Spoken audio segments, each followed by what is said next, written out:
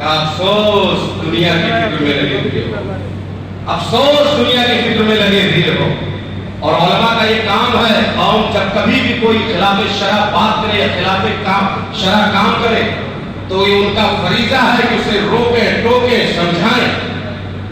اور الحمدللہ میں دوسرے کی تو بات نہیں کرتا، لیکن میں خود کوشش کرتا ہوں کہ الحمدللہ اپنے قوم کی اصلاح کروں، اور میرا یہ فریضہ ہے نماز کے مسجد کے اندر بھی اور مسجد کے باہر بھی۔ اگر قوم کو غلط دیکھوں گا تو بولوں گا، یہ اور بات ہے کہ وہ سمجھے نہ سمجھے، یہ اس کی مرضی ہے، لیکن میرا کام ہے کہ انہیں روکوں ٹوکوں سمجھاؤں۔ اب اس کے بعد سنو، جب انہوں نے کہا کہ کاش میرے پاس بھی اتنی دولت ہو جاتی، تو علماء نے کہا افسوس تم دنیا کی فکر میں لگے ہوئے ہو۔ اور اللہ تعالیٰ نے قانون کو زمین میں دکھایا تو ان لوگوں نے کہا یا اللہ اچھا ہوا کہ تو نے دولت مجھے نہیں دی، کہیں ایسا نہ ہوتا دولت پانے کے بعد میں بھی قارون کی طرح زمین میں پھنس جاتا۔ اللہ اکبر کبیرہ، اندازہ لگائیے۔ اسی لیے تو اللہ کے رسول صلی اللہ علیہ وسلم نے ارشاد فرمایا ہے کہ دنیا عقل مندوں کے لیے ایک عقل مندوں کے لیے ایک عبرت ہے، اور جاہلوں کے لیے یہ دنیا ہی سب کچھ ہے۔ عقل مندوں کے لیے عبرت ہے اور جاہلوں کے لیے سب کچھ ہے۔ مطلب کیا؟ جو دین سے دور ہیں، جن کو دین سے بس اتنا ہی واسطہ ہے جتنا عبداللہ کو ہوتا ہے، خلیل کو ہوتا ہے، جلیل کو ہوتا ہے، اتنا ہی واسطہ ہے نا، کہ نام تو ہے لیکن کام نہیں، تو ان کے لیے بس اتنی ہی ضرورت ہے۔ بس ان کو مال چاہیے، روپے چاہیے، گاڑی چاہیے، بنگلہ چاہیے، عیش و عشرت چاہیے۔ اور یہ دولت آج جتنا روپیہ ہماری قوم برے کاموں میں خرچ کرتی ہے اتنا روپیہ اچھے کاموں میں نہیں خرچ ہوتا ہے۔ شادی کا دن آتا ہے، ایک ہفتے پہلے سے ناچنا گانا ڈھول بجانا، تاشا بجانا، تمام کام کرنا، خرافات کرنا، لاکھوں روپے خرچ کر دیتے اور اعلان کرتے کرتے زبان سوکھ جاتی ہے۔ مسجد میں کام ہو رہا ہے، اللہ کے واسطے جنت میں گھر بنانا ہے، بنا لو۔ ارے یار بنا لیں گے، ابھی تو دنیا ہمارے ہاتھ میں ہے۔ ٹھیک 50,000 روپے، لاکھوں روپے تم نے تباہ کر دیے، اس پر تمہیں فرق نہیں پڑا۔ 5,000 روپے دیتے ہوئے تمہیں مسجد میں موت آنے لگی۔ حیرت کی بات ہے، افسوس کی بات ہے، جس مسجد کو بنانے کے لیے اللہ کے رسول نے ارشاد فرمایا جو دنیا میں چڑیا کے گھونسلے کے برابر بھی مسجد تعمیر کرے گا، اللہ اس کے لیے جنت میں محل بنائے گا۔ اب آپ اندازہ لگاؤ، کہیں نہیں آیا ہے جو گانا گوائے گا اس کو جنت ملے گی، جو باجا بجوائے گا اس کو جنت ملے گی، بلکہ اللہ کے رسول فرماتے ہیں جس نے باجا بجایا گویا کہ اس نے شیطان کا ساتھ باطل کیا۔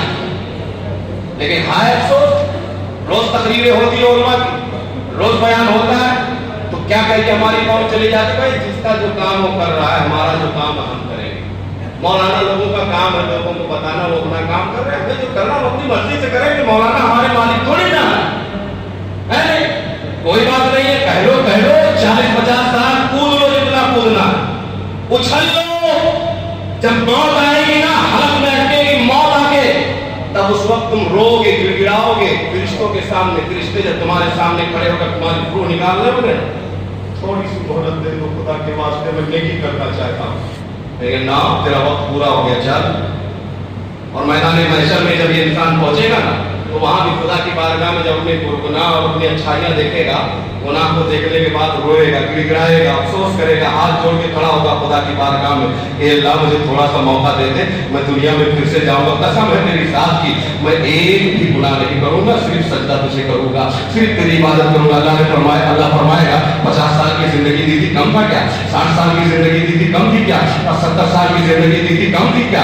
80 سال کی زندگی دی تھی کم تھی تھا؟ جب تیرے جسم میں طاقت تھی تو تو اکڑ کر کے چلتا تھا، اترا کر چلتا تھا، سازوں پہ ناچتا تھا، باجوں پہ ٹھمکے لگاتا تھا، تیری بہن بیٹیاں بھی ناچتی تھی، تیری مائیں بھی ناچتی تھی، شیطان ننگا ہو گیا تھا، تو بھی ننگا ہو گیا تھا۔ حال یہ تھا تجھے اللہ کا خوف نہیں تھا، مسجد سے اذان کی آواز آ رہی تھی، تیرے ہاں باجا بج رہا تھا، مسجد میں نمازیں ہو رہی تھی، تیرے ہاں باجا بج رہا تھا۔ حال یہ تھا تو نہ خدا کو ڈرا، نہ سماج کو ڈرا، نہ علماء کو ڈرا، نہ اس زمانے کے لوگوں کو ڈرا۔ سن لے، میں دنیا میں زندگی ایک ہی بات دیتا ہوں، میں نے دے دیا تھا، اب تجھے موقع نہیں ملنے والا ہے۔ جو کر کے آیا ہے اب بھگتنا پڑے گا، جو کر کے آیا ہے اب بھگتنا پڑے گا۔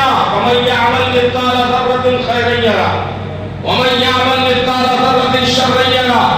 دنیا میں جو نیکی کر کے جاؤ گے وہ بھی دیکھو گے اور جو برائی کر کے جاؤ گے وہ بھی دیکھو گے. اللہ سب دکھائے گا, سب اسکرین پہ چل رہا ہوگا, ایسے سب چلے گا, ایسے تیرا نام اعمال ایسے چلے گا. یہ فلاں صبح اٹھا تھا, سب سے پہلے سے ٹک ٹاک پہ ایک ویڈیو ڈالی تھی, ناچتے تھے, ہے نا. اللہ دکھائے گا, دیکھ تیرا ٹک ٹاک والا ویڈیو, دیکھ دیکھ دیکھ تیرا یہ تیری وجہ سے سینکڑوں نہیں لاکھوں لوگ گنہگار ہوئے. ناچا تو, دیکھا لاکھوں لوگوں نے, تیری وجہ سے سب گنہگار ہوئے. سارے لوگوں کی سزا تجھے اکیلے ملے گی, انہیں بھی ملے. میرے نبی شاہ فرماتے جس نے دین میں کوئی ایسی بات پیدا کی جس کا کرنا ثواب ہے, تو جب تک وہ کام لوگ کرتے رہیں گے اسے بھی ثواب ملے گا, اور جتنے لوگ کریں گے سب کا ثواب اسے بھی ملے گا اور ان لوگوں کو بھی ثواب ملے گا بغیر کسی کمی کے. اور جس نے میرے دین میں کوئی ایسی بات پیدا کی جس بات کے کرنے سے گناہ ہوتا ہے, تو جتنا اس نے کیا اس کا گناہ, اور جتنے لوگوں نے اسے کیا, اس پر عمل کیا یا اسے دیکھا یا اسے سنا, سارے لوگوں کو گناہ اس کے سر پہ بغیر کسی کمی. انہیں بھی سزا ملے گی, اسے بھی سزا ملے گی. آج ایک بہت دنوں سے میرے ذہن میں بات تھی تو میں سوچ رہا ہوں اس کو بھی رکھوں آپ کے سامنے. بات ہمارے منچلے نوجوان کالر ٹون استعمال کرتے ہیں, کالر ٹون میں گانے لگاتے ہیں. جب کوئی فون لگاتا ہے تو بجائے گھنٹی بجنے کے گانے سنیے, آپ پہلے دل بہلائیے, بعد میں بات کیجیے گا, پتا چلے گا میدان محشر میں کالر ٹون والوں. اللہ کے رسول کے سامنے تمہیں جب کھڑا کیا جائے گا, نبی فرمائیں گے کبھی شوق نہیں ہوا مجھ پر درود پڑھنے کا, گانے بہت سناتا تھا لوگوں کو. آجا میدان میں آپ تیرا حساب ہونے والا. میں پوچھنا چاہتا ہوں اس گانے کو سنانے کا آپ کا مقصد کیا ہے؟ کیا ملتا ہے آپ کو, کیا فائدہ ملتا ہے مجھے بتا دو. آپ اگر بینیفٹ ہے تو میں بھی لگا دیتا ہوں. ہے کوئی بینیفٹ بتائیے. آپ سن بھی نہیں رہے ہو, دوسرا سن رہا ہے. جب آپ سنتے تو سمجھ میں آتا کہ آپ کو بینیفٹ ہے, دوسرا سن رہا ہے. اللہ کی قسم میں نے کئی نوجوانوں کو فون پہ ڈالا کہ خدا کے واسطے کالر ٹون بند کر یا تو مجھے دوسرا نمبر دے, کیونکہ جب میں لگاتا ہوں تو پہلے تیرا یہ گانا بجتا ہے, پھر مجھے تیری بات ہوتی ہے. شرم نہیں آئی نوجوانوں کو, آج تک انہوں نے کالر ٹون چینج نہیں کیا, وہی چلا ہے. نہ خدا کا خوف ہے, نہ نبی سے شرم ہے, نہ علماء کا احترام. دین تو ضرورت کے لیے آیا نا ہمارے لیے, ہماری جہاں ضرورت ہے وہاں دین ہے, نہیں ضرورت ہے تو دین سائڈ میں. معاذ اللہ تعالی یہ ایسا نہیں چلے گا.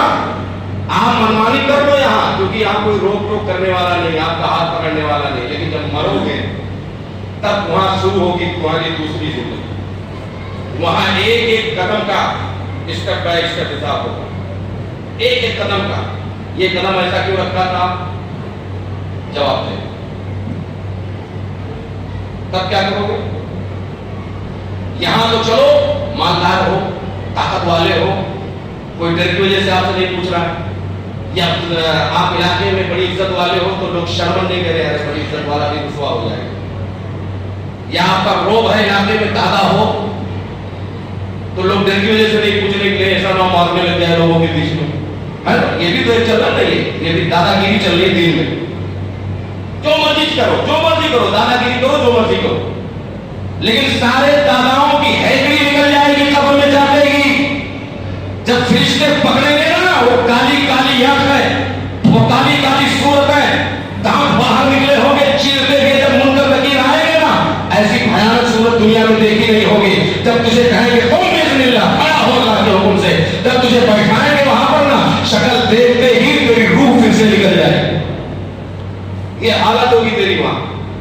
یہ کوئی قصہ کہانی نہیں سنا رہا ہوں, حدیث پاک کے حوالے سے بحث کر رہا ہوں. جب قبر میں جاؤ گے نا, فرشتے جب تیرے سامنے دو کھڑے ہوں, دو بیٹھے ہوں گے نا, من ربک, بتا تیرا رب کون ہے. جب زندگی میں سجدہ ہی نہیں کیا جمعہ کے علاوہ تو کیا پتا رب کون ہے. معاذ اللہ رب العالمین, خدا نہ کرے کبھی ایسا ہمارے ساتھ مرنے کے بعد. جو بندہ پڑھتا ہے نماز میں اللہ اکبر، اللہ کا نام ہے، پھر گیا اللہ اکبر، پھر اللہ کا نام ہے، رکوع میں گیا سبحان ربی العظیم، اللہ کا نام عظیم آیا، رب آیا، سجدے میں گیا سبحان ربی الاعلی، رکوع سے کھڑا ہوا ربنا ولک الحمد، جہاں جگہ جگہ پہ نماز میں اللہ اللہ آ رہا ہے، خدا خدا آ رہا ہے۔ جو دنیا میں نمازیں پڑھ کر گیا ہوگا، جس نے 5 وقت کی نمازیں پڑھی ہوگی، رکوع میں اللہ کو یاد کیا ہوگا، سجدے میں اللہ کو یاد کیا ہوگا، رکوع سے کھڑے ہو کر اللہ کو یاد کیا ہوگا، جیسے فرشتے پوچھیں گے من ربک، کیا مجھ سے کیا پوچھتے ہو؟ نمازیں پڑھ کے آیا ہوں، بہت بار اللہ کو یاد کیا ہوں، میرا رب خدا ہے۔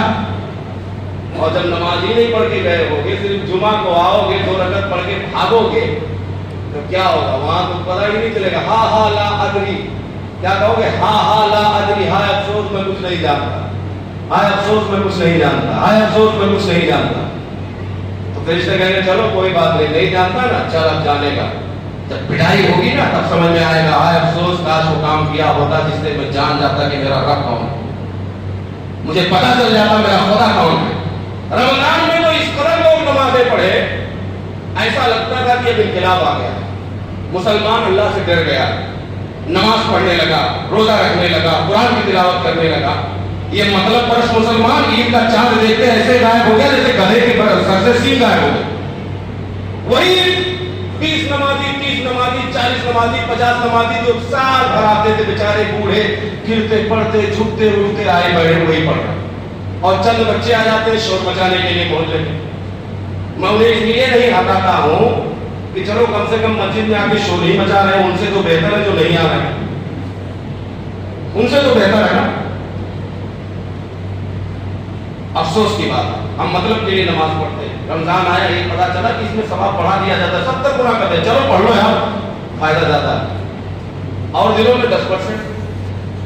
لیکن آپ یہ کیوں بھولے بیٹھے ہو کہ یہ خدا کی بارگاہ کسی دنیا دار کا بینک نہیں ہے کہ نیم بنا دیا کہ 2.5% ہی ملے گا تو چلو 2.5%۔ یہ اللہ کی بارگاہ ہے، وہ خدا دینے پہ آ جائے تو ایک نیکی کے ذریعے جنت عطا فرماتا ہے، اور پکڑنے پہ آ جائے تو ایک گناہ کے ذریعے جہنم میں پھینک دیتا ہے۔ کیا آپ کو پتا ہے ایک نیکی کل بروز محشر تجھے ایک نیکی کی ضرورت رہے گی، پورے میدان محشر میں تو دوڑے گا، تیری ماں تجھے بھگا دے گی، تیرا باپ تجھے پہچاننے سے انکار کر دے گا، تیری بیوی تو جس کے لیے تو نے لاکھوں لاکھوں کے زیور بنوائے تھے، وہ بچے جس کے لیے تو نے بلڈنگیں بنائی تھی، کوٹھیاں بنائی تھی، مکان کاری بنگلے دیے تھے، وہ کہیں گے ابا دور ہو جاؤ، نیکی نہیں ہے میرے پاس۔ اللہ کی قسم ایک نیکی کم پڑ جائے گی تو احساس ہوگا ایک نیکی کا تجھے، تب احساس ہوگا ایک نیکی کا، تب تو کہے گا کاش میں ایک سجدہ اور کر کے آتا تو ایک نیکی مل جاتی، تب احساس ہوگا۔ خدا کے بندو، میں یہ نہیں کہتا کہ کام نہ کرو، میں یہ نہیں کہتا کہ آپ روزی نہ حاصل کرو، اللہ کے رسول نے فرمایا ہے جو اپنے اہل و عیال کے لیے حلال روزی حاصل کرتا ہے وہ بھی عبادت کرتا ہے۔ حلال روزی، حرام کی بات نہیں کر رہا ہوں، اس پر بھی میں انشاءاللہ کسی دن گفتگو کروں گا، لیکن ابھی میرا ٹائم ختم ہے، لاسٹ پوائنٹ دے رہا ہوں۔ اللہ کے رسول نے فرمایا جو اپنے بچوں کے لیے نماز کو پڑھنے کے بعد روزی حاصل کرنے کی کوشش کرتا ہے حلال طریقے سے، میرے نبی ارشاد فرماتے ہیں جب تک وہ روزی حاصل کرتا رہتا اللہ اس کے نام اعمال میں ثواب ملتا رہتا ہے۔ حلال کمانا میرا بندہ اپنے بچوں کے لیے، اپنی بیوی کے لیے، اپنے ماں کے لیے، اپنے باپ کے لیے، اپنے لیے۔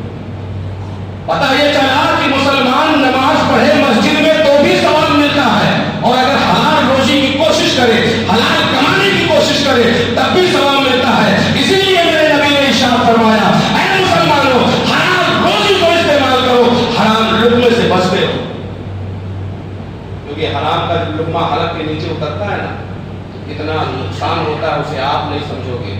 کبھی تنہائی میں بیٹھ کے سوچو، حرام جو لوگ کھاتے ہیں ان کو میں کہوں گا کبھی تنہائی میں بیٹھ کر سوچیں کہ اس حرام کا نقصان کیا ہو، مسجد سے اللہ نے دور کر دیا، نیکیوں میں طبیعت نہیں لگ رہی، قرآن پڑھنے کا دل نہیں چاہ رہا، غریبوں کی مدد کرنے کی طبیعت نہیں چاہ رہی، مسکینوں پر ہاتھ پھیرنے کا دل نہیں چاہتا۔ کیوں؟